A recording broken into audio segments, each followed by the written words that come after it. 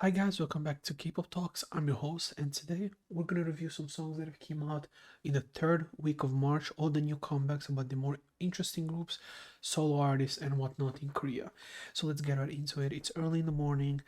I'm getting ready to eat because it's Ramadan, so this is the last meal I'm gonna eat for the rest of the day. And while I'm eating, I'll explain to you why I like or I don't like.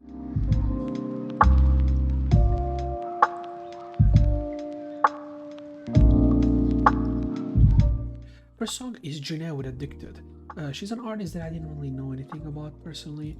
My first time really listening a song of hers, and she kills it. Even though the production is simple, the bass is very simple, the drums are really easy going, and the most default thing you can think of. She does an amazing job from a vocal point of view. Her vocals are raw. The way her vocals inflection are also really good. The way she actually sings is I personally really like. She's not a perfect vocalist, but that's actually what makes the performance better in my opinion. And she does a great job also, I think, of fusing Korean and English, which is not super common. I think it's getting better every year, but she's one of the better versions of it. I really like it. I'm definitely gonna check other Jinee music in the future. Next we have YEEUN with Strange Ways to Love. YEEUN, ex-CLC member. She's a Brit for a little bit. She was on a music show, I forgot which one,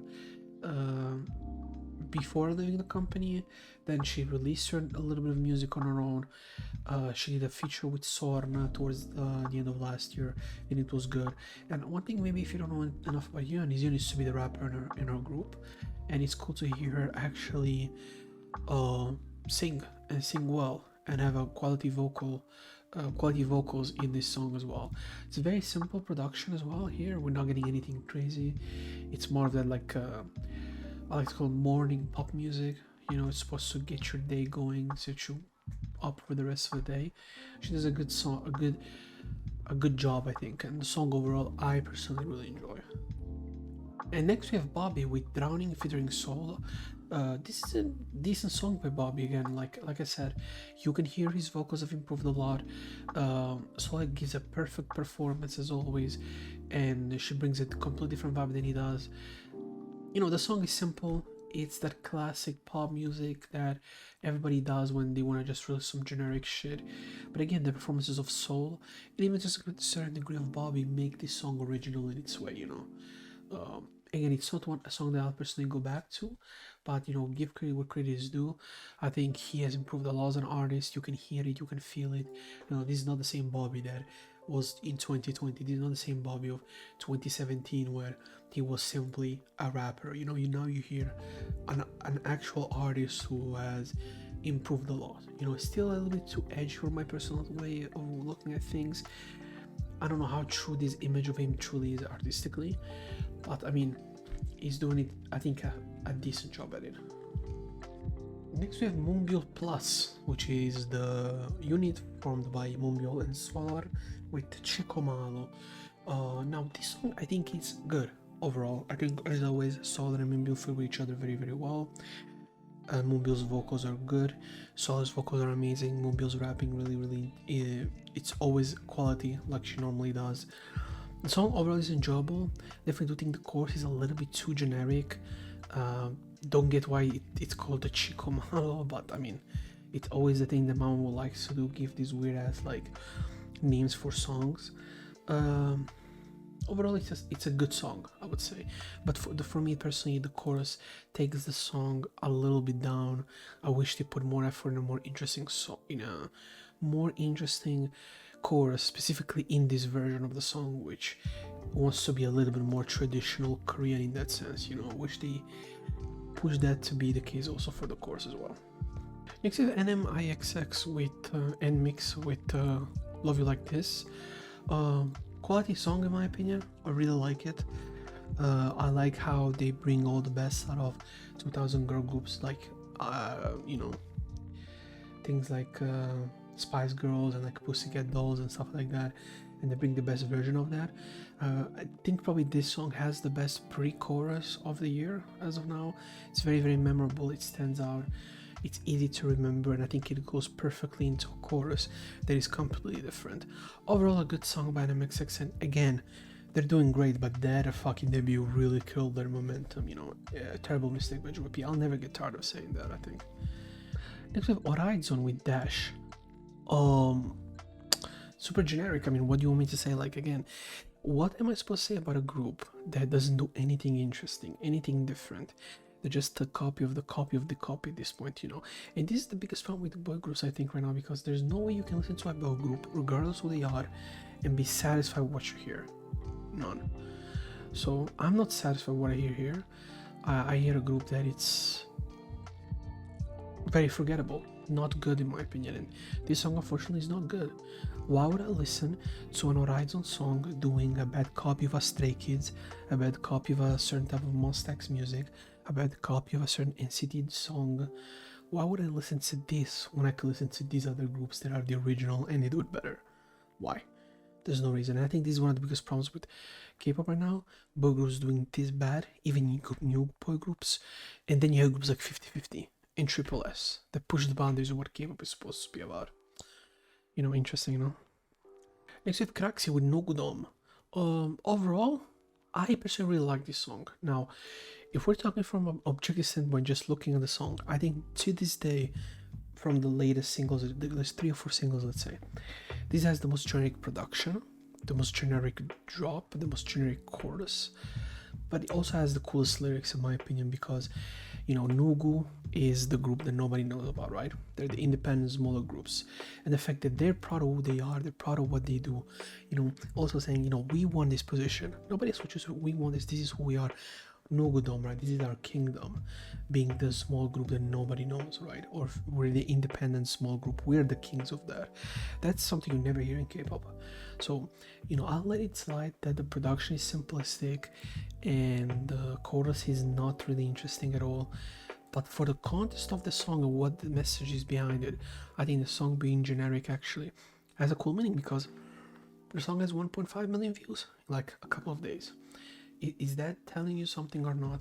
K-pop fandom, you know, so I think that tells you more than what you think. You know, the music video sometimes can tell a story, and the sound of a song,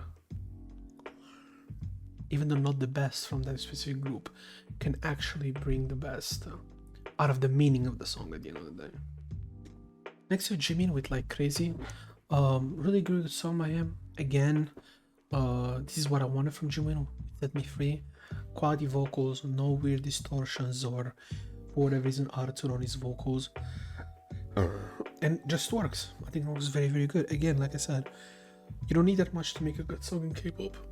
You know, very city pop inspired, 80s music inspired, simple drums.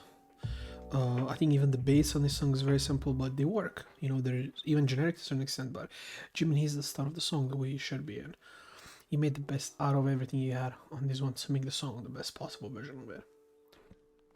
Next is SUNMI and BO with Lights Out. This is a really, really good collaboration in my opinion. SUNMI does a great job with the vocals. I love the production in here. BO brings a different flow, different aesthetic, a different sound.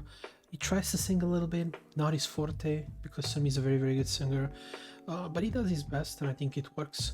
But obviously when he raps and when he flows, that's when, you know, BO's like talent really stands out in my opinion. I like how much BO has been working with a lot of different type of artists, you know.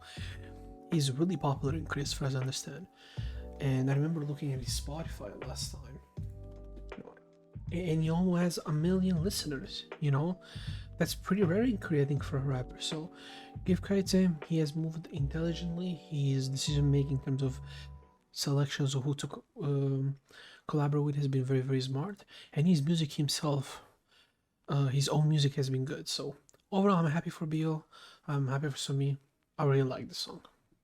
Next we have BUMKEY featuring Moon, Sujin and Non with Tell You the Truth. A really, really good song by BUMKEY. You know, I love the rapping here by him. I love the 2 features. I love the male feature with the vocals. I love Non's feature as well.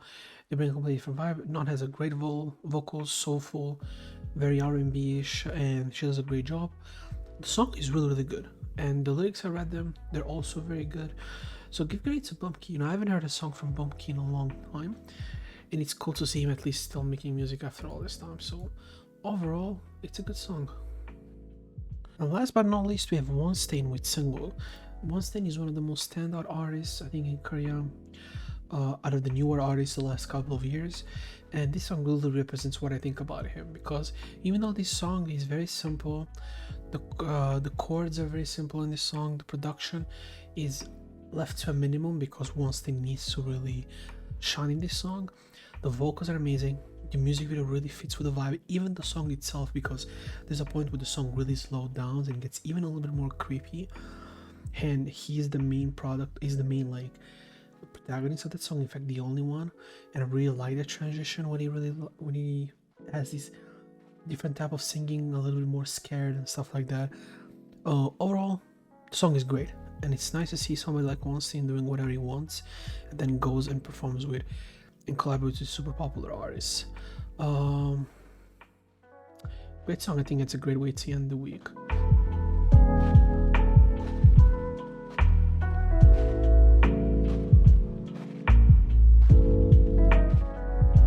And this was it for this third week of March 2023. Overall, a really good song in my opinion. A really good week. A lot of great music. Disappointment for boy groups at this point. It's yeah. I mean, I've heard worse shit in that sense. And after finishing my food for Ramadan and recording this video, I'm ready to go to sleep. And see you this week, because they ended up actually removing the exam this week, so I can actually upload videos more. I'll probably upload another video where I'll talk about K-pop, and specifically HYBE and SM and